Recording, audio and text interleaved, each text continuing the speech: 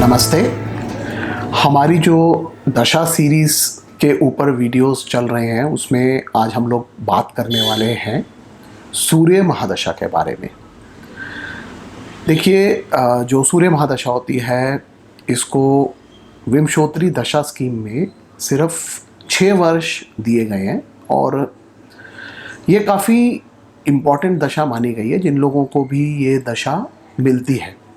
अब देखिए, अगर हम शुभ और पाप ग्रहों की बात करें तो जो सूर्य ग्रह हैं वो इन दोनों में से किसी की श्रेणी में नहीं आते हैं। पाप ग्रह जो होते हैं वो आपके शनि, मंगल, राहु ये सब हो गए। और अगर हम शुभ ग्रहों की बात करें तो गुरु और शुक्र ये शुभ ग्रह हैं। बुध अगर शुभ ग्रहों से दृष्ट हो या उनके साथ प्लेस्ड हो तो वो शुभ ग्रह की तरह एक्ट करता है। और चंद्रमा जो है, स्ट्रॉन्ग मून जो है, वो भी शुभ ग्रह की तरह एक्ट कर सकता है। तो इन दोनों ग्रहों में चेंजेस हो सकते हैं, बट बाकी जो ग्रह हैं वो फिक्स्ड है। अगर मैं आप सूर्य की बात करूं तो देखिए, सूर्य जो है उसको क्रूर ग्रह कहा गया है। उसको ना शुभ बोला गया है ना पाप बोला गया है। तो दैट मीन्स जो सूर्य है it can act like a malefic also and it can act like a benefic also, depending on the placement of the sun की वो कुंडली में किस प्रकार से प्लेस्ड है, किस ग्रह से दृष्ट है या किस ग्रह के साथ उसकी युक्ति यानी कंजंक्शन हो रही है, उसके ऊपर बेस करके हमें देखना पड़ेगा कि सूर्य किस प्रकार के रिजल्ट्स देखता है। अगर मैं सूर्य महादशा की बात करूं अगर अब तो देखिए, सबसे पहले हम लोग बात करेंगे बृहत्पराशर होरा शास्त्र इसके ऊपर क्या बोलती है। तो देखिए, बृहत्पराशर होरा शास्त्र में लिखा हुआ है कि अगर वही जनरल प्रिंसिपल्स है इनिशियली तो, कि अगर सूर्य स्वराशि, केंद्र, त्रिकोण, 11वें में नवमेश या दशमेश से युक्त और अपने वर्ग में बलवान हो तो दशा अच्छी होती है, धन लाभ, परम सुख, राज सम्मान, एक्स्ट्रा एक्स्ट्रा एक्सेट्रा। पंचमेश के साथ हो तो पुत्र उत्पत्ति, धनेश, ये सब बातें इन्होंने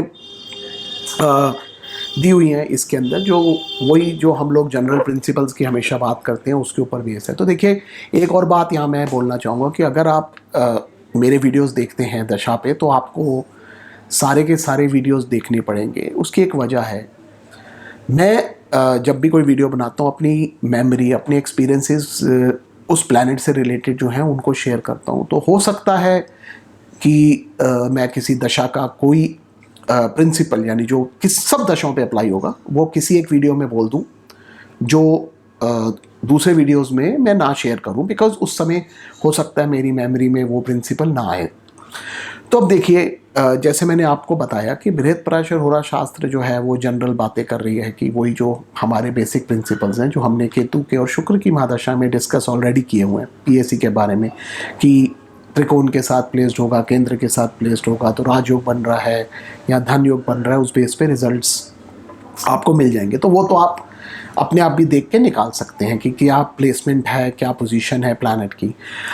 अब अगर मैं स्पेसिफिक सूर्य पे आऊँ तो देखिए, सूर्य जो है वो चार्ट में आत्मा कारक माना गया, नेचुरल आत्मा कारक। अभी मैं जेमिनी कारकस की बात नहीं कर रहा। तो that means it represents your soul, simple सी बात है। तो सूर्य की दशा इस वजह से इम्पॉर्टेंट हो जाती है जिन भी लोगों की ज़िंदगी में वो आती है, तो क्योंकि वो आपका सोल कनेक्शन जो है यानी आपकी जर्नी है आपको उसके साथ कनेक्ट करेगी, वेदर इट इज़ गुड और बैड। अगर ख़राब है तो वो इसलिए ख़राब है कि आपको वो रियलाइज़ कराना चाहती हैं लाइफ में कि आपकी लाइफ में क्या प्रॉब्लम्स है। हो सकता है जिसकी वजह से जो प्रॉब्लम्स आपको आएंगी उसकी वजह से आपकी जो सोल है, जो जर्नी है वो जाग जाए। बिकॉज एक वजह और है उसकी, जो सूर्य है अगर आप नेचुरल ज़ोडिएक देखेंगे तो वहाँ पे वो 5th हाउस को रिप्रेजेंट करता है। 5th हाउस जो है वो प्रारब्ध है, यानी हमारी डेस्टिनी। अगर मैं इंग्लिश में कन्वर्ट करूँ प्रारब्ध वर्ड को, देखिए इंग्लिश में ट्रांसलेशंस जो हैं वो परफेक्ट नहीं होती हैं कभी, इसी वजह से मैं अपने वीडियोस जो हैं वो हिंदी में बनाना प्रेफर करता हूँ, बिकॉज प्रारब्ध की एग्जैक्ट ट्रांसलेशन डेस्टिनी नहीं है। यहाँ पे प्रारब्ध जो है वो सेट ऑफ कर्माज है जो हम आपने जो हमारे टोटल संचित कर्माज हैं उनमें से जिस पोर्शन को हम भोगेंगे इस जन्म में, उसको प्रारब्ध रिप्रेजेंट करता है। तो सूर्य जो है वो नेचुरल ज़ोडिएक में 5th हाउस को रिप्रेजेंट करता है और इसलिए नेचुरली वो प्रारब्ध का कारक भी बन जाता है और आत्मा कारक भी है। पराशर ने 3 लग्नों को बहुत इंपॉर्टेंस दी है, जन्म कुंडली के जो जन्म लगन है उसको, चंद्र लगन को और सूर्य लगन को। तो जब सन की दशा किसी भी जातक की शुरू होगी तो आप ये समझिए कि एक तरह से आपका सूर्य लगन जो है वो इम्पॉर्टेंट हो गया। तो इसलिए जब भी आप सन की महादशा को इंटरप्रेट कर रहे हैं तो एक चीज़ ध्यान हमेशा दीजिए कि अब जो आप फल भोगेंगे या जो आप कर्म करेंगे, they are getting related to your soul, because आपकी सोल जाग रही है उस दशा में, जो जनरली हमेशा नहीं होता। सब लोगों की सोल जागी हुई होती है, बिकॉज बहुत सारे केसेस में क्या होता है वो सो रही होती है, बिकॉज आपका लगन चंद्र और सन का एक कनेक्ट नहीं बन रहा होता। तो इसलिए सारे जो कर्मास हैं आपके वो इन सिंक नहीं होते हैं। बट जब स्पेशली जिन लोगों को सूर्य की दशा मिल गई वहाँ पे आप समझिए कि वो एक सोल कनेक्शन जो है आपका वो जाग जाएगा। इसलिए जो भी आप कर्म करेंगे सूर्य की महादशा में, दे बिकम वेरी इंपॉर्टेंट। तो this is one very important principle जो हमें हमेशा ध्यान रखना है। दूसरी चीज़ देखिए, जैसे मैंने अभी आपको बताया कि सूर्य जो है क्रूर ग्रह है और वो पाप ग्रह की तरह एक्ट भी कर सकता है। तो जब मैंने इन प्रैक्टिस देखा है सूर्य की महादशा में, तो it acts like a separative planet. अब सेपरेटिव से मेरा मतलब यहाँ ये है कि जिस भी घर में प्लेस होगा उस घर से जो भी आपका रिलेटिव इंडिकेट होता है आपको उससे सेपरेट कर देगा। अब separation can be temporary, separation can be permanent also, depending on how sun is placed in the chart. वो किन घरों को रिप्रेजेंट करता है, वो किस घर में प्लेस्ड है, उसका किस प्लैनेट के साथ कंजंक्शन है, एस्पेक्ट है, ये सारी चीज़ें आपको देखनी पड़ेंगी। फॉर एग्जाम्पल, अगर किसी का सूर्य 7वें घर में प्लेस्ड हो तो देयर आर चांसेस कि ऐसे जो लोग हैं उनकी अपनी हस्बैंड या वाइफ से सेपरेशन हुए। अब सेपरेशन का मतलब ये नहीं है हमेशा कि डिवोर्स होगा।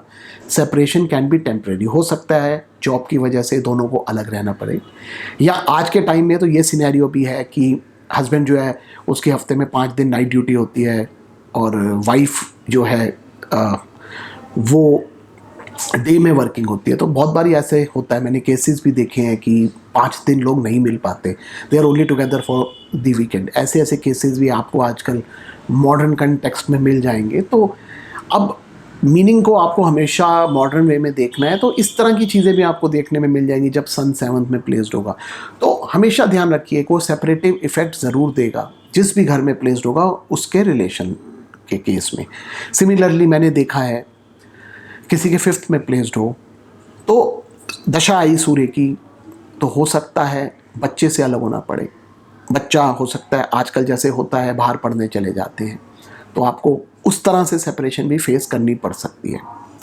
तो sun acts like a separative planet, ये चीज़ आप हमेशा ध्यान रखिए जब भी उसकी दशा को आप इंटरप्रेट कर रहे हैं। अब ये सूर्य अगर बेनिफिक्स के साथ बैठा होगा तो ये सेपरेटिव क्वालिटी बहुत कम हो जाएगी और हो सकता है वो आए भी ना चार्ट में। और अगर ये मेलेफिक्स के साथ में, यहाँ पे जब मैं मेलेफिक्स की बात कर रहा हूँ तो नेचुरल मेलेफिक्स की बात कर रहा हूँ, के साथ बैठा होगा तो वो सेपरेटिव क्वालिटी बढ़ जाएगी। अब किस लेवल तक जाएगी सेपरेटिव क्वालिटी, वो देखने के लिए आपको ये देखना पड़ेगा कि जो वो मेलेफिक प्लैनेट है उसका जो टेम्परेरी स्ट्रेंथ है, यानी टेम्परेरी स्ट्रेंथ नहीं, मेरा मतलब है मैं ये कहना चाह रहा हूँ किन घरों को रिप्रेजेंट करता है किसी चार्ट में। फॉर एग्जांपल, अगर किसी कुंडली में मंगल जो है सूर्य के साथ बैठा हुआ है पंचम में और there is a separation from the child, तो सपोज वो लगन जो है वो कर्क लगन हो, एग्जाम्पल के लिए ले रहा हूँ मैं, तो वहाँ पे मंगल जो है राजयोग कारक ग्रह बन गया। ऐसे केस के अंदर जो ये सेपरेशन है वो टेम्परेरी रहेगी और may be because of education या जॉब हो सकती है। तो हमेशा हमारे को इसको इस प्रकार से इंटरप्रेट करना है। दूसरी चीज़ एक और मैं प्रिंसिपल शेयर करना चाहूँगा जो मैंने अभी अपने पिछले 2 वीडियोज़ में नहीं किया। जब भी आप किसी दशा को देख रहे हैं, यहाँ पे जैसे अभी हम सूर्य दशा की बात कर रहे हैं, अब किसी कुंडली में सूर्य हो सकता है अच्छा बैठा हो, 5th में बैठा हो, एग्जॉल्टेशन में हो, 10th हाउस में बैठा हो, तो उस हिसाब से वो बहुत अच्छे रिजल्ट देगा। लेकिन ऐसे भी केसेस आते हैं कि जहाँ पे आपको लगता है कि रिजल्ट्स उस लेवल के नहीं मिल रहे हैं।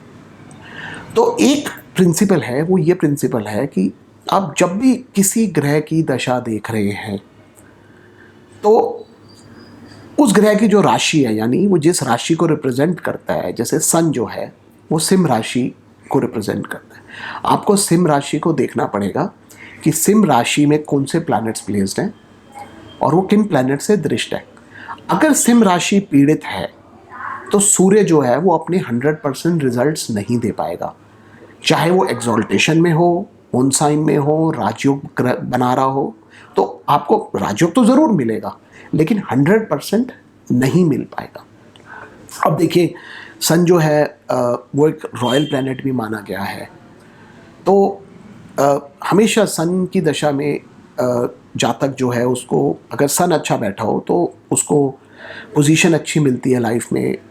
एक तरह से आप समझिए कि गवर्नमेंट से फेवर्स मिल सकते हैं, या वो अगर प्राइवेट जॉब में भी है तो वहाँ पे भी उनको एक ब्यूरोक्रेटिक पोजीशन यानी गद्दी, थ्रोन जिसको हम बोलते हैं, वो मिलने के चांसेस काफ़ी रहते हैं, क्योंकि सन इज़ अ रॉयल प्लैनेट। साधना के लिए भी वो अच्छा ग्रह है, बिकॉज जैसे मैंने आपको बताया है कि वो आत्मा कारक है, इसलिए आपकी सोल को जगाता है। प्रोवाइडेड अगर चार्ट में साधना रिलेटेड कॉम्बिनेशंस हो तो आपको सूर्य दशा साधना भी अच्छी दे सकती है। सन जो है वो बोन्स को रिप्रेजेंट करता है, बोन्स, मसल्स, सब चीज़ को मैं उसमें इंक्लूड कर लूँगा। वैसे हम नहीं इंक्लूड करते बट स्टिल बिकॉज बोन्स है तो उसके साथ जो आपके कार्टिलेजेस, टेंडन जुड़े हुए हैं, वो डायरेक्ट कनेक्शन है, नॉट मसल उनका। तो उन चीज़ों को सन रिप्रेजेंट करता है। तो अगर सन मैलेफिक्स के साथ प्लेस्ड होगा तो काफ़ी चांसेस हैं आपको बोन रिलेटेड या ये टेंडन या इस तरह के जो इश्यूज होते हैं वो आ सकते हैं सूर्य की महादशा में, तो उसका भी ध्यान रखना है। अगर हम वात पित्त कफ की बात करें तो सन की महादशा में पित्त बढ़ जाता है, मतलब यानी बॉडी में हीट बढ़ जाती है। तो आपको उसको पैसिफाई करने के लिए, उसको कंट्रोल करने के लिए ऐसी चीज़ें ज़्यादा खानी हैं जिससे जो हीट है वो कंट्रोल हो जाए और लाइफ में हेल्थ रिलेटेड प्रॉब्लम्स नहीं है। अब कोकोनट वाटर एक चीज़ है जो हीट को कंट्रोल करता है। इस प्रकार और भी काफ़ी आयुर्वेदिक रेमेडीज़ हैं जिससे आप पित्त को कंट्रोल कर सकते हैं। तो सूर्य की महादशा में हमेशा आपको पित्त को कंट्रोल करना है, बिकॉज मैंने ऐसा भी देखा है इन प्रैक्टिस कि सूर्य की महादशा में हीट बढ़ने की वजह से लोगों को स्किन रिलेटेड इश्यूज भी हो जाते हैं। जैसे एक तो मैंने आपको बताया बोन रिलेटेड हो सकते हैं, दूसरा स्किन रिलेटेड भी हो सकते हैं। तो हमारे को वो भी ध्यान रखना है इस महादशा के अंदर। बाकी रिलेटिव्स में जैसे मैंने आपको बताया सन फादर को भी रिप्रेजेंट करता है। तो अगर सन वेल प्लेस्ड होगा चार्ट में और उसकी दशा चल रही है तो it can be good for father. तो ये चीज़ें भी आपको देखनी है। फॉर एग्जांपल किसी का 6th हाउस में सन प्लेस्ड हो और अच्छा प्लेस्ड हो तो it can be very good for the father, because वो 9th से 10th हाउस में आ गया। तो इस प्रकार भी आप जब इंटरप्रेट कर रहे हैं आपको इस प्रकार से देखना है हमेशा। तो ये मेरे कुछ थॉट्स सूर्य महादशा के ऊपर। मैं बहुत लंबा वीडियो नहीं करना चाह रहा हूँ, बिकॉज होता क्या है कि लोगों के जो इंटरेस्ट है वो लूज़ हो जाता है बहुत लंबे वीडियो में, and then they tend to skip the video. तो इसलिए I mean I can go on and on but still I think सूर्य के ऊपर इतना काफ़ी है। बाकी और जो दशा रिलेटेड प्रिंसिपल्स हैं मैं अपने नेक्स्ट वीडियो में शेयर करूंगा, बिकॉज हम इस सीरीज़ में अभी हमने केतु, वीनस और सूर्य को कवर किया है। तो अब इसके बाद नेक्स्ट वीडियो हम लोग चंद्रमा पे बनाएंगे, and I will surely share some more principles on dasha interpretation in that video also. Thank you.